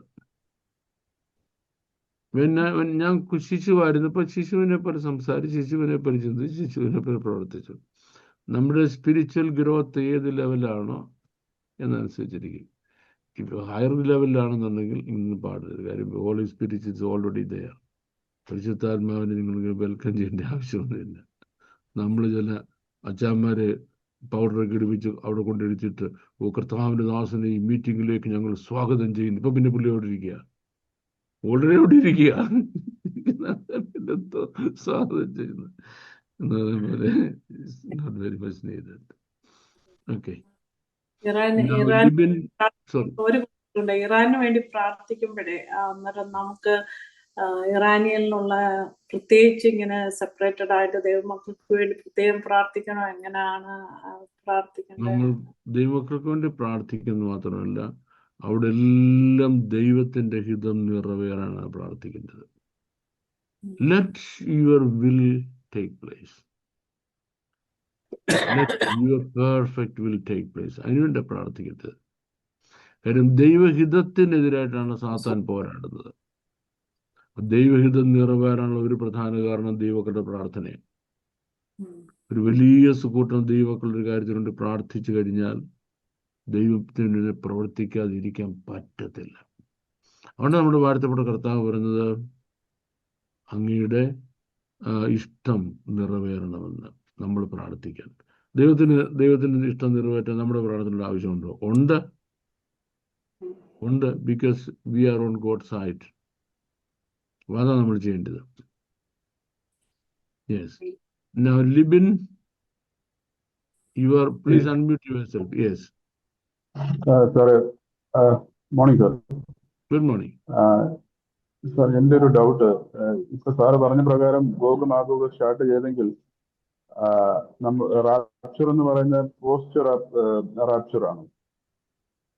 എങ്ങനെ? ഇപ്പൊ Gogh Magog start ചെയ്തു എന്നുണ്ടെങ്കിൽ റാപ്ചർ അതിനുശേഷമാണോ? അതായത് ഗോഗ് മാഗോഗ് യുദ്ധത്തിന് 2 ആസ്പെക്ട്സ് ഉണ്ടെന്ന് ഞാൻ പറഞ്ഞില്ലേ? അതിൽ ഒരു ഫസ്റ്റ് ആസ്പെക്ട് ഇപ്പോഴത്തേത്. നമുക്ക് ബിബ്ലിക്കൽ പ്രോഫസീസ് അനലൈസ് ചെയ്യുമ്പോൾ മനസ്സിലാക്കാവുന്നത് ഈ യുദ്ധം എന്ന് പറയുന്നത് ഈ ആന്റൈ ക്രൈസ്റ്റിലേക്ക് വഴി തെളിക്കേണ്ട യുദ്ധമാണ്. ആന്റൈ ക്രൈസ്റ്റ് വരുന്നതിന് മുമ്പ് സഭ എടുക്കപ്പെടണം. അതുകൊണ്ടാണ് നമ്മൾ പറയുന്നത് ഇത് അവസാനിക്കുമ്പോഴേക്ക് സഭ എടുക്കപ്പെടുന്നത്. അപ്പൊ ഇത് എത്ര വർഷം വേണമെങ്കിലും നീണ്ടു നിൽക്കാം ഈ ഒരു പീരീഡ് എന്ന് പറയുന്നത്? Well, that's in God's plan. നമ്മള് ഷോർട്ട് പ്ലാൻ എന്ന് പറയുന്നത് ദൈവത്തിന്റെ മുമ്പിൽ ഒരുപാട് വർഷങ്ങൾ എടുത്തേക്കാം. അതുപോലെ നമ്മൾ ഒത്തിരി വർഷം എടുക്കുമെന്ന് നമ്മൾ ചിന്തിക്കുന്നത് വളരെ ക്വിക്കായിട്ട് തീർന്നിരിക്കും. അത് ദൈവത്തിന്റെ പ്ലാനിങ്ങിൽ ഇരിക്കുന്നതാണ്. That's in God's planning. Yes, it can and cannot. Yes, Noble raised a hand. Noble, unmute yourself. Okay, praise Lord sir. ഞാൻ ഡൽഹിയിൽ നിന്നാണ്. അപ്പൊ എന്റെ ക്വസ്റ്റ്യൻ ഇതാണ്, അപ്പൊ അങ്ങനെയാണെങ്കിൽ ഈ യുദ്ധം ഒരു 3rd വേൾഡ് വാറിലേക്ക് പോകുമോ? നമ്മുടെ കർത്താവിന്റെ വരവിന് മുമ്പ് 3rd വേൾഡ് വാർ യുദ്ധം എല്ലാവരും പറയുന്ന ഒരു കാര്യമാണ്. നമ്മൾ കുറെ കൂടെ 2nd വേൾഡ് വാറിന് ശേഷമുള്ള വേൾഡ് സിറ്റുവേഷൻ അനലൈസ് ചെയ്താൽ 2 വേൾഡ് വാർ കഴിഞ്ഞപ്പോൾ ലോകത്തിന് മനസ്സിലായി യുദ്ധം എന്താന്ന്. അത് കഴിഞ്ഞ് ഗൾഫ് വാർ തുടങ്ങി. പിന്നെ സംഭവിച്ചത് ഈ ആദ്യത്തെ ഗൾഫ് വാർ ഉണ്ടല്ലോ, സാദം ഹുസൈനെ പിടിക്കാൻ പോയ, അതുപോലെ ഇന്നുവരെയും റീജിയണൽ വാർ ഒഴിഞ്ഞിട്ടില്ലല്ലോ. അപ്പം ബന്ധപ്പെടുന്ന എല്ലാ രാജ്യങ്ങൾക്കും യുദ്ധം എന്തുമാത്രം ബുദ്ധിമുട്ടുണ്ടാക്കുമെന്നറിയാം. അപ്പോൾ ആർക്കും യുദ്ധം വേണ്ട, ആർക്കും യുദ്ധം വേണ്ട. യുദ്ധം ചെയ്തേ പറ്റുമെന്ന് നിർബന്ധമുള്ള ഒരേ ഒരു രാജ്യം ലോകത്തുള്ളത് ഇസ്രയേലാണ്. എന്തിനെന്നറിയാമോ? ഇന്ന് യുദ്ധം നിർത്തിയാൽ നാളെ ഇസ്രയേൽ ഇല്ല, രാജ്യം പിന്നില്ല. ഇന്ന് അവർ സീസ് ഫയർ പ്രഖ്യാപിച്ചു, Israel is not ready to fight എന്ന് പറഞ്ഞു നോക്കി, ആ രാജ്യം പിന്നില്ല. അവർക്ക് മാത്രം യുദ്ധം അവരുടെ നിലനിൽപ്പിന്റെ ഭാഗമാണ്. ഒരു വേൾഡ് വാർ എന്ന് പറയുമ്പം മെജോറിറ്റി പവർഫുൾ നേഷൻസ് അതിനകത്ത് വേൾഡ് പവേഴ്സ് ഇൻവോൾവ് ആണ്. വേൾഡ് പവേഴ്സ് ഒന്ന് ജർമ്മനി ഒരു കാരണവശാലും യുദ്ധത്തിന് തയ്യാറാകത്തില്ല. ഫ്രാൻസ് തല്ലിക്കൊന്നാലും ഇറങ്ങത്തില്ല. Italy will never. ബ്രിട്ടൻ, ഇവര് അമേരിക്കയുടെ ഇത്രയും ക്ലോസ് ബ്രിട്ടൻ ആണല്ലോ, എന്നിട്ട് ബ്രിട്ടൻ ഈ വാറിൽ ഇറങ്ങിയോ? ഇറങ്ങിയില്ല. ദൂരെ എന്തെങ്കിലും മിസൈലൊക്കെ കൊടുക്കാമെന്ന് പറയല്ലാതെ ആക്റ്റീവായിട്ട് ഒരു സഹായം ചെയ്തില്ലല്ലോ. ഇനി ചൈന ഇറങ്ങിയോ? റഷ്യ ഇറങ്ങിയോ? ഈ വേൾഡ് പവേഴ്സ് ഇറങ്ങാതെ എങ്ങനെ വേൾഡ് വാർ ഉണ്ടാകുന്നത്? അപ്പം നമുക്ക് ഒരു തേർഡ് വേൾഡ് വാർ എന്ന് ഇത്രയും നാളും പറഞ്ഞുകൊണ്ട് നടക്കുന്ന കാര്യം ലോകത്തുണ്ടാകാൻ സാധ്യതയില്ല എന്ന് ചിന്തിക്കുകയാണ് ഏറ്റവും ഉത്തമം. ഇനി യുദ്ധത്തിന് ശേഷം, കർത്താവിൻ്റെ വരവിന് ശേഷം സംഭവിക്കുന്ന കാര്യങ്ങൾ നമ്മൾ അനലൈസ് ചെയ്യുമ്പോഴാണ് തേർഡ് വേൾഡ് വാർ എന്ന് പറയുന്ന ഈ സംഗതി ഇങ്ങനെ ഉണ്ടാകാൻ പോകുന്നില്ലെന്ന് പറയുന്നത്. എന്തുകൊണ്ടാണെന്നറിയാമോ? ഒരു ലാർജ് നമ്പർ ഓഫ് നേഷൻസ് ഈ അൺഅഫക്റ്റഡ് ആയിട്ട്, ഓക്കെ, അത് സംഭവിച്ചു. റോമാലേഖന കാര്യങ്ങളൊക്കെ സംഭവിച്ചു. ഓക്കെ, അതെപ്പോൾ സംഭവിക്കാനാണ് എന്നുള്ളതോട് ഓർക്കരുത് വെച്ചാൽ മതി. ഈ ഒരു large number of nations unaffected by the battle, ഈ കാര്യങ്ങളൊന്നും അവരെ അഫക്റ്റ് ചെയ്യുന്നില്ല. ഒരു large number of people, nations. ഇപ്പം നമുക്ക് കരീബിയൻസ് എടുക്കാം, കരീബിയൻ ദ്വീപുകൾ എടുക്കാം, അതുപോലെ ആർട്ടിക് റീജിയൻ എടുക്കാം, അന്റാർട്ടിക് റീജിയൻ എടുക്കാം, ഇനി ഈ ന്യൂസിലൻഡ് എടുക്കാം, ഒരു വലിയ പരിധി വരെ കാനഡ. ഇതിനകത്തൊന്നും കറങ്ങി പോകുന്നില്ലല്ലോ. Canada one of the largest countries in the world ആണ്, കേപ്പ് പവറാണ്, പോകുന്നില്ലല്ലോ. ഇനി നമുക്ക് സ്കാൻഡിനേവിയൻ രാജ്യങ്ങൾ എടുക്കാം. സ്കാൻഡിനേവിയൻ രാജ്യങ്ങൾ ഇതുമായിട്ട് യാതൊരു ബന്ധമില്ലല്ലോ. ഇനി നമുക്ക് നമ്മുടെ താഴെ കിടന്ന ഒരു പൂഞ്ഞാണി ഉണ്ടല്ലോ, ചെറിയ ഒരുത്തൻ ഉണ്ട്, വരുന്ന പിന്നെ ഈ ശ്രീലങ്ക, അമേരെടുക്കാം. ഇവരാരും യുദ്ധത്തിന് വരത്തില്ല. മശിഹ വന്നു കഴിയുമ്പോൾ അവരുടെ ഭരണാധികാരികൾ ലോകത്തിൻ്റെ ചേഞ്ച് കണ്ടുകൊണ്ട് മശിഹായെ കാണാൻ യെരുശലേമിൽ വന്നിട്ട് നമസ്കരിച്ചിട്ട് രാജ്യം മശിഹായെ ഏൽപ്പിക്കുക. ദാറ്റ് മീൻസ് അതുവരെ അവരുടെ രാജ്യത്തിന് ഒരു കുഴപ്പമില്ലായിരുന്നാണ്, ഭരണം മശിഹായെ ഏൽപ്പിക്കുക. അങ്ങനെ ഒരുപാട് രാജ്യങ്ങൾ, ലാർജ് മജോറിറ്റി രാജ്യങ്ങളുടെ നേതാക്കന്മാർ വന്ന് മശിഹായ്ക്ക് കീഴ്പ്പെട്ട് മശിഹായുടെ സാമ്രാജ്യം ഉണ്ടാകുമെന്ന് പറയുമ്പോൾ യുദ്ധം ചെയ്യാതെ, കീഴടക്കപ്പെടാതിരിക്കുന്ന ഒരു വലിയ സമൂഹമുണ്ട്.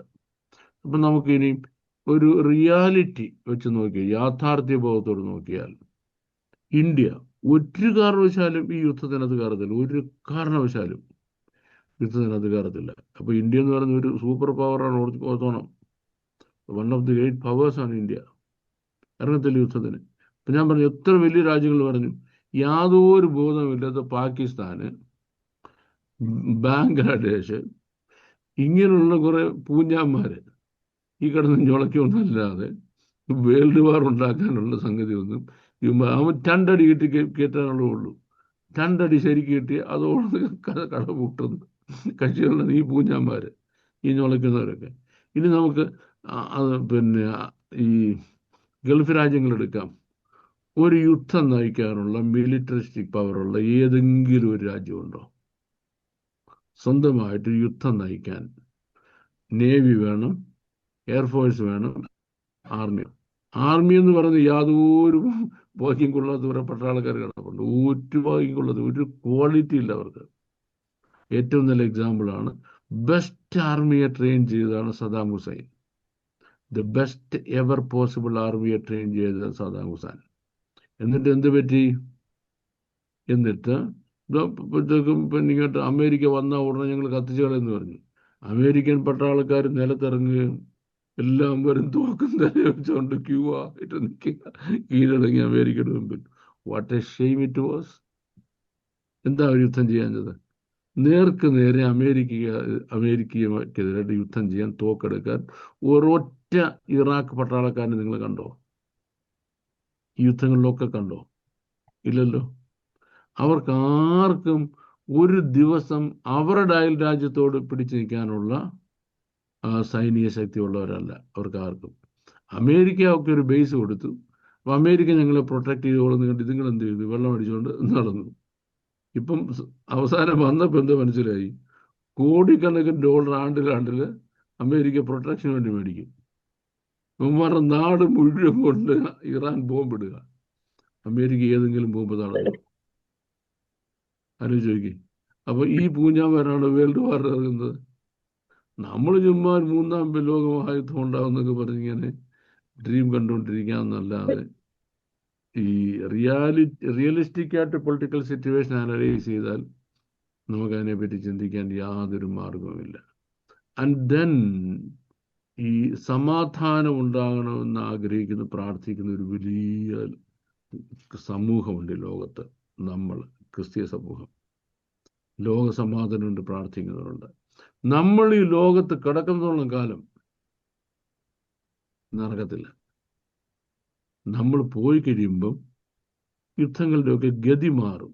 എന്ന് വിളിച്ചു കഴിഞ്ഞാലും നമ്മൾ കിടക്കുന്നതോളം ഒരു മൂന്നാം ലോക മഹായുദ്ധം ഈ ലോകത്ത് സംഭവിക്കത്തില്ല. കാര്യം ഇത്രയും അധികം ആളുകളുടെ പ്രാർത്ഥനയ്ക്ക് ദൈവം മറുപടി പറയാൻ ബാധ്യസ്ഥനാണ്. സ്വർഗത്തിൽ ദൈവം ഉള്ളതുകൊണ്ടും നമ്മൾ പ്രാർത്ഥിക്കുന്നതുകൊണ്ടും നിങ്ങളൊരു തേർഡ് വേൾഡ് വാർ നമ്മുടെ കാലത്ത് പ്രതീക്ഷിക്കരുത്. That is the realistic analysis. Okay, thank you. Okay sir, ഒരു ക്വസ്റ്റ്യനും കൂടി ഇതോട് റിലേറ്റഡ് ചോദിച്ചോട്ടെ. ഇപ്പോൾ ഈ യുദ്ധം നടക്കുമ്പം അമേരിക്കയ്ക്ക് ഈ പറയുന്നതായിരിക്കുന്ന നേരിട്ടുള്ള ബുദ്ധിമുട്ട് വരുന്നില്ല. ബുദ്ധിമുട്ടുകൾ മുഴുവൻ ഗൾഫ് കൺട്രിക്കാണ് വരുന്നത്. അപ്പോൾ ഈ ഗൾഫ് രാജ്യങ്ങളെ എല്ലാം ഒന്ന് മാറി ചിന്തിക്കുവാൻ പ്രേരിപ്പിക്കത്തില്ല? ഞങ്ങൾ അമേരിക്കയ്ക്ക് സ്ഥലം ഒരുക്കി കൊടുക്കുന്നതുകൊണ്ടാണല്ലോ ഇത്രയും ബുദ്ധിമുട്ട് ഞങ്ങൾക്ക് നേരിടുന്നത്, അതുകൊണ്ട് ഇറാനോട് കൂടെ ചേർന്ന് നിൽക്കാം എന്നുള്ളൊരു റീതിങ്കിങ്ങിന് വേണ്ടി അവർ പോകാൻ സാധ്യതയുണ്ടോ? ഒരിക്കലും ചേർന്ന് അതിന്റെ കാരണം എന്ന് പറഞ്ഞാൽ അങ്ങനെ ചിന്തിക്കത്തില്ല. അവർ ചേർന്ന് വരുമോ വേറൊരു ഗ്രൗണ്ടിലാണ്, ഈ ഗ്രൗണ്ടിലല്ല. കാരണം അമേരിക്കയോട് ഒരു ദിവസം പിടിക്കാൻ കഴിവില്ലാത്തവരാണ് ഇറാൻ, അല്ലേ? അവനോട് പോയി സപ്പോർട്ട് കൊടുത്തിട്ട് എന്ത് സാധിക്കാനാ? പക്ഷെ വേറൊരു ഗ്രൗണ്ട്, ഞാൻ കഴിഞ്ഞ റിലീജിയസ് ഗ്രൗണ്ട് ഉണ്ടല്ലോ ഇവർ ഒരുമിപ്പിക്കുന്നത്. ആ റിലീജിയസ് ഗ്രൗണ്ടിൽ ഇവർ ഒരുമിക്കും, പൊളിറ്റിക്കൽ ഗ്രൗണ്ടിൽ ഇവർ ഒരുമിക്കത്തില്ല, ഒരിക്കലും പറ്റത്തില്ല. റിലീജിയസ് ഗ്രൗണ്ടിൽ ഇവർ ഒരുമിക്കും വേറൊരു പർപ്പസിന് വേണ്ടി. Okay, thank you. Welcome. Thank you very much to everybody for attending today's class. May the Lord bless all of you abundantly, exceedingly.